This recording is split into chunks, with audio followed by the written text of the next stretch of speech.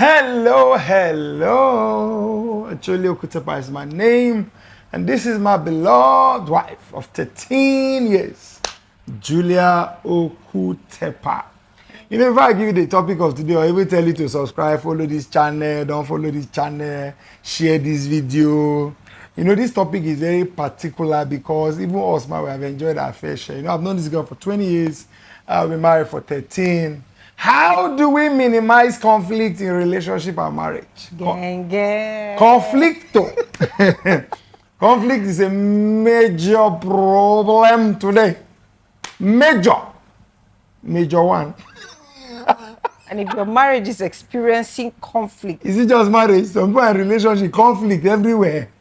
You are not alone. Fire. It is normal to experience conflict in marriage or relationship. But what you do with it, that is why we are talking about how to minimize. Because the truth is, let's say the truth. The reason there's conflict in marriages or in relationship is that you are dealing with people whose journey have not been perfect.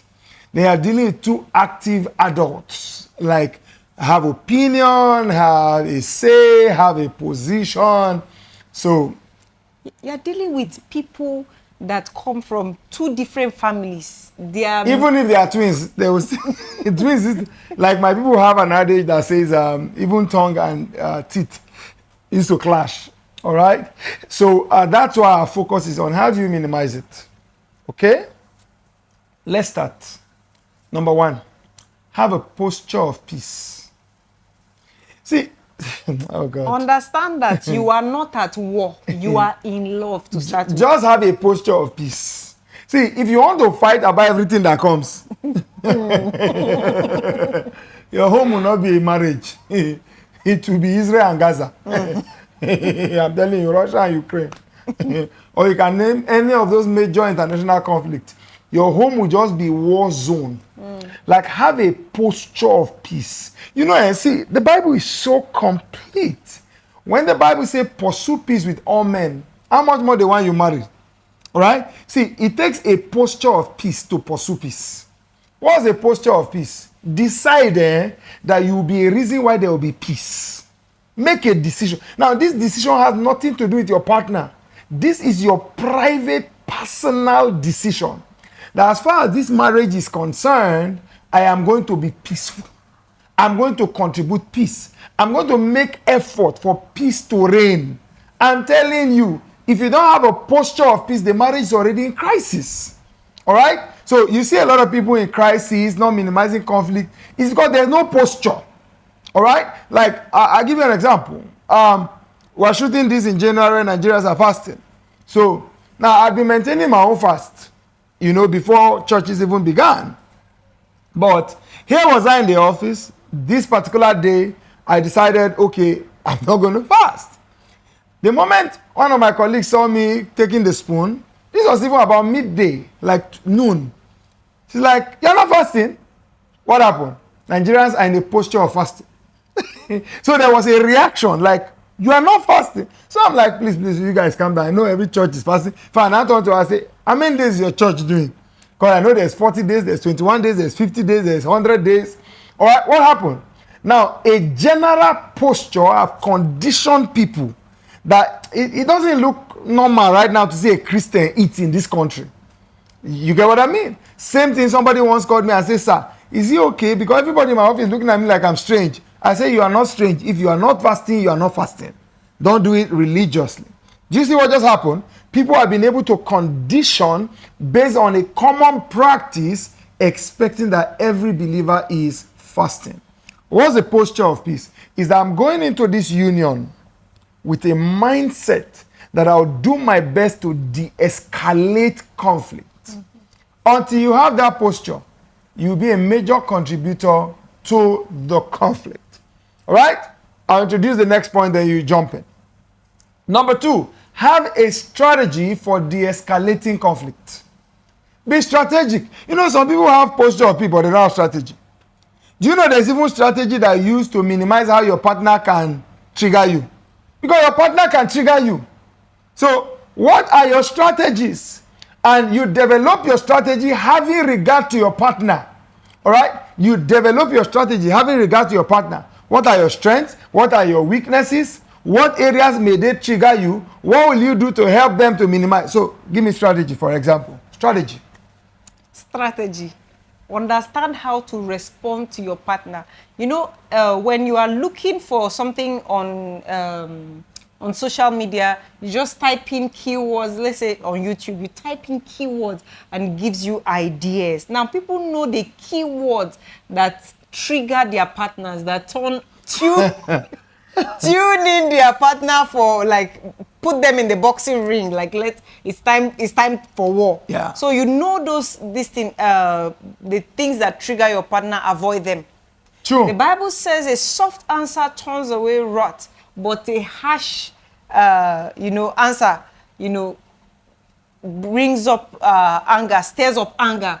So know what to say, how to say it, when to say it. In doing those things, in making sure that your conversations are well, channeled in the right manner, you minimize conflict with your partner. Because True. sometimes when you say certain things, it's like a call to battle. Like, True. Something that just totally puts them off and in the path to conflict. So use your words rightly. Make sure that when you speak gracefully to your partner, you are making sure that you are minimizing conflict that way. And, to follow up with that, one of the strategies you also have is to learn to know who your partner is and what their weaknesses are. Do you know there are partners that when they start talking, you know that if you engage this one right now, you just scatter this home. Mm-hmm. But that this one, every time you refuse to engage them, they'll come back to their senses later. So at that point, I'll not allow you to trigger me.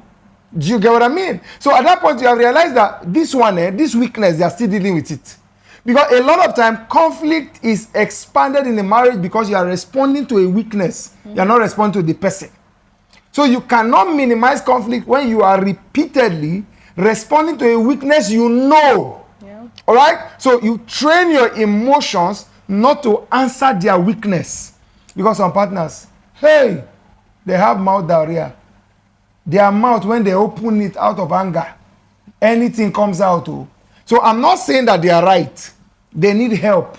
But why they need to get help, you also need to help yourself. Because see, here's the deal. If you pull clothes and follow mad person to fight, they will not know who is mad and who is well. Both of you. That's the truth. So you need to understand that to de-escalate conflict, there are certain things your partner, you have come to realize this one is a weakness. Mm-hmm. I'll give you an example. In almost every home, there's one partner that is a cleaner one. There's one partner that is a more organized one. Mm-hmm. There's one partner that is a softer one. There's one partner that is a harsher one. There's one partner that is what they call that thing? Spontaneous one.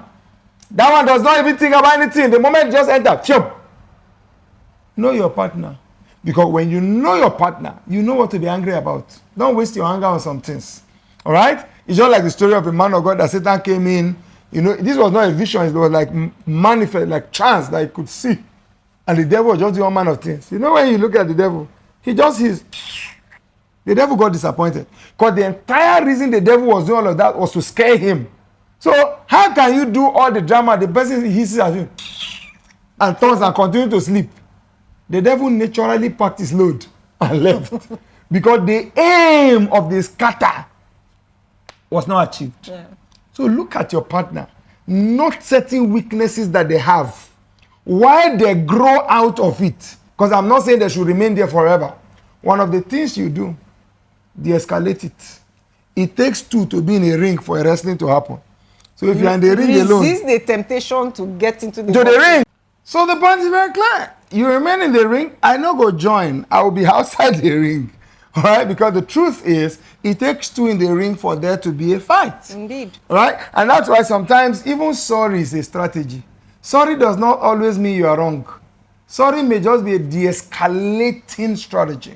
All right? So why did we say these two key things we have said in this video? We like to keep it short so that you go home with a meditation point. All right? Number one, have a posture of peace. Number two, we said, have a strategy. And we gave an example of some strategy, all right, that advances the posture of peace. Don't join them in the ring. Identify their weakness. Think of the best way not to be their trigger. Yeah. All right? Those are the two key strategies talked about in this video. Think of the best way not to be their trigger, then identify them and separate them from their weakness. So while they are growing to come out of their weakness, when I identify that this is your weakness, all right? Now, while I hope you grow fast, I would not join you or join issues with your weakness. That's why I gave the example. If you took up a fight with a madman on the street, I'm sorry, both of you look mad. All right? Yeah, so, you want to say something else? Just are looking at me and just carried away. Remember that the aim is to be united. God wants you to be united with your spouse, to be one. So do everything, have that posture of making sure that you are always united, that everything is peaceful between you. Yes, conflict will arise, but manage it well so that you can have a relationship afterwards. And guess what? The more you minimize your conflict, the better your marriage is. And you are going to be doing one of the two, either minimizing it or escalating it. So we really hope this video has been a blessing to you. Have you subscribed to this channel, by the way? Are you just a visitor? Make yourself a member. Join us, subscribe. Don't just subscribe, share. Yep. Let other people know if this has blessed you. We look forward to see you again. God bless you. Bless you.